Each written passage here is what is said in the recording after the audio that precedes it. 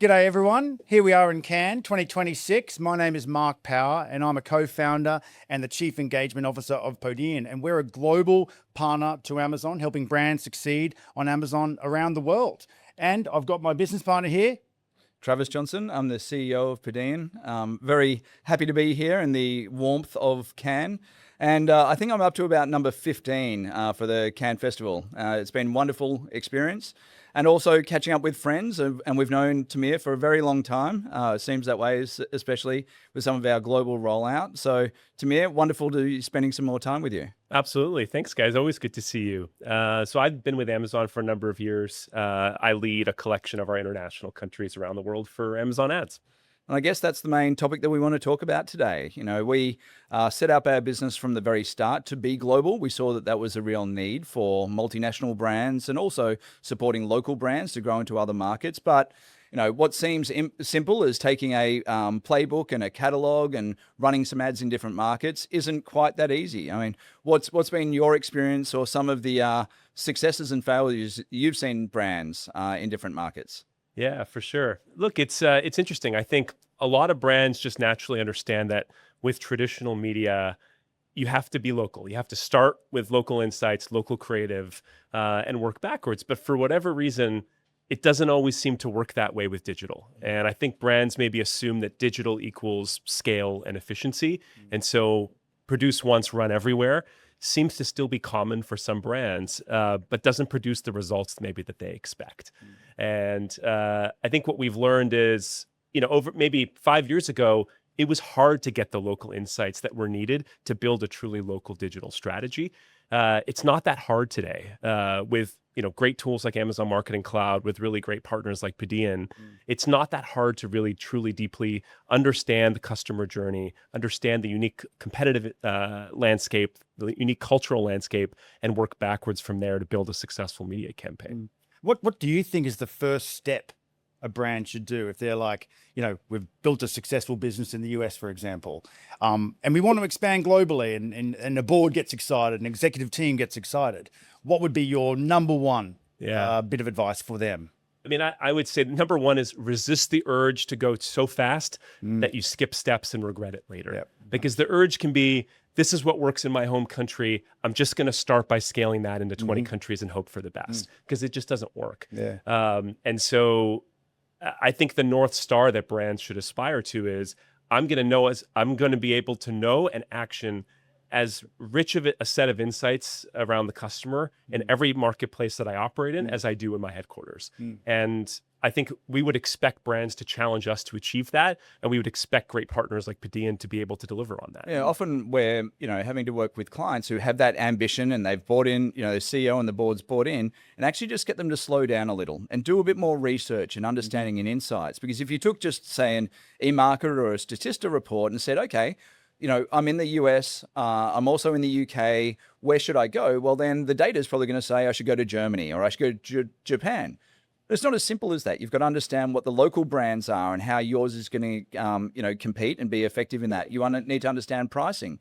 You need to set up logistics and warehousing and all of that stuff and branding. So it's not just following, you know, straight data. It's actually understanding how your brand and products can resonate in that market.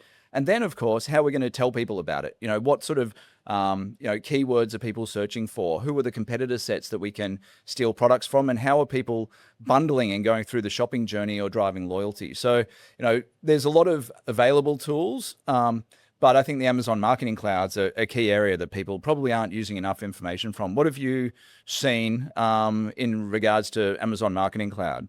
Yeah, I mean, look, just to your point, I think sometimes global brands have an expectation that their brand will carry the day, and that they can flip a switch and enter a new marketplace and automatically see the success that they're used to.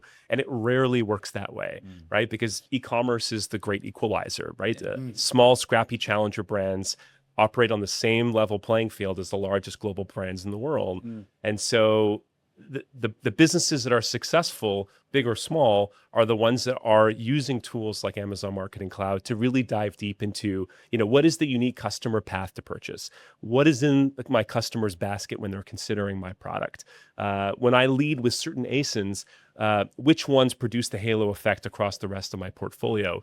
These are questions that used to be really hard to answer, are not that hard to answer anymore, but you have to ask the right questions, and then you want to be able to action those once you've generated the insight. When we advise brands around, what next, and they get excited, a board goes, yes, global expansion, and they tell the investors, we're going to expand and we're going to go for it. But we've got to set expectations really carefully, because yes, you can go and do research and say, let's launch here, launch there, launch there.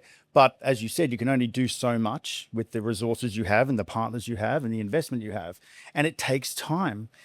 You can't just put a product on Amazon and expect it just overnight success. It takes sometimes 12, 18, 24 months to really, create something substantial. And then how do you invest in the next market after that, the next market after that? So setting those expectations has been sort of somewhat challenging, because brands get excited and they want to go, but then it is going to take investment and take time and resource, and also leadership attention, which they don't realize that they need to put attention into new markets and have the right resources in place.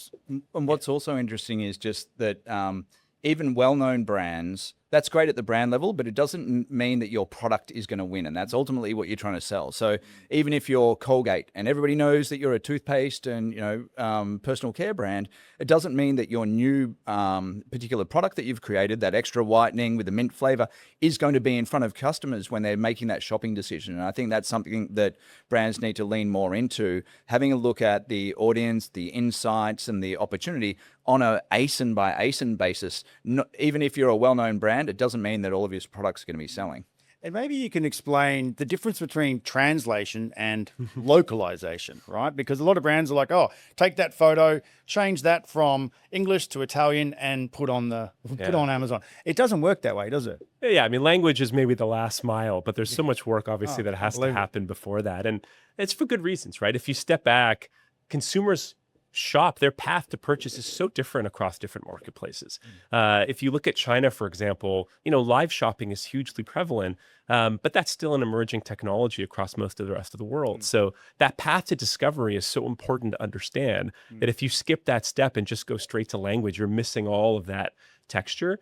The other piece that I would say is really important is getting the creative itself right. And historically, I think that's been the rate limiter, because if you can't create really compelling creative that is locally relevant, you're not going to be successful. And it's never been easier to do that at scale, right? With tools like image generator and video generator, you can build really rich, world-class creative very, very quickly for marketplaces all over the world. For something that used to be so cost prohibitive, it just wouldn't work. And also just making sure you don't fall into the traps of direct translations. There was a great example I remember the team talking to us about, and we work with a lot of beauty brands. So there's a lot of nuances to the words and how beauty brands describe their products. So, there was a product and one of the words that in English and the American PDPs talked about plump and plumping. But if you did a direct translation of that, it means swelling. And I don't think any women are going to want their face to swell after putting on this particular product. So the actual word in Portuguese is preenchido, and that's the actual right word for it, versus inchado means swelling. So it's actually getting the locals on the ground to describe things in the right way that will resonate with the audiences in that market, because otherwise you can actually do a lot of damage to the brand. Yeah. Another question I've got is, you've had a very complex several years trying to roll out Amazon advertising solutions and offerings, and each market is different with different sets of capabilities and tools. And how have you been able to sort of manage that? Because, the US has got such an extensive set of tools. How do you determine, we need that tool over here, we need that tool prioritized over here? Is that coming direct from the customer? It is, yeah. We have all sorts of mechanisms to collect feedback from our customers and our partners. And rather than just pushing to launch every product under the sun in every country, I think it's more precise than that. It's what are the specific collection of tools and capabilities that we think will be most meaningful to our advertisers in each region. And in some cases, that actually means building things that are more local for regions that may not, that offering may not be that relevant in the US, but it may be highly compelling in a place like Japan. And so I think that's the place to start. But I also think we've done a really good job of just scaling our core infrastructure globally over the last few years. When we look at, our sponsored ad suite of product, but also, our DSP, Amazon Marketing Cloud, our AI suite of products like Ads Agent, we've done a really good job of bringing that to advertisers and partners around the world because we feel like that's foundational. And if advertisers have the tools to build full funnel campaigns at scale in an efficient way, that's the starting point. And then we can layer on, specific tools and capabilities on top of that. And how are partners playing a role in, the rapid expansion of Amazon marketplaces around the world? Yeah, look, my team operates across more than 40 countries, and there's no way for us to do that effectively at scale and meet the demand without incredible partners helping us carry that torch. And so, when we think about what a great partner looks like at a global level, obviously part of it is having a variety of use cases, industries, countries, and enough scale to be able to have seen enough problems to be able to come up with compelling solutions. But that's at most half of the solution. The other half of being a great partner is being relevant locally. That means having the right talent, the right relationships, the right context to be successful in each important marketplace. And Doesn't it, Trav? and look, you guys have done a phenomenal job at that, right? So if I look at Australia as an example, we were talking about this earlier.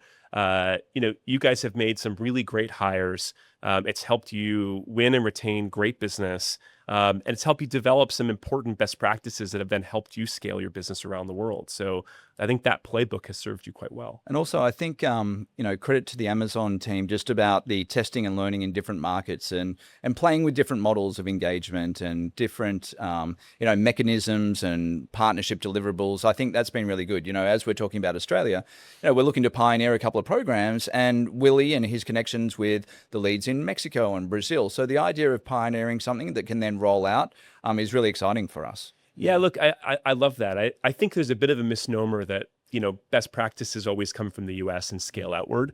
I think what we find is every country has something that makes them really special, right? Our business in Japan excels at operational excellence. In Brazil, As you'd expect, naturally. In Brazil, it's all about creativity. In Australia, it's about invention.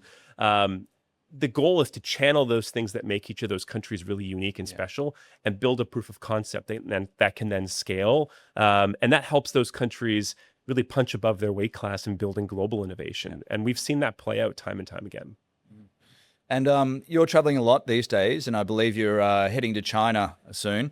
What are some of the, trends or observations that you've seen in China that you think will be impacting markets, soon? Yeah.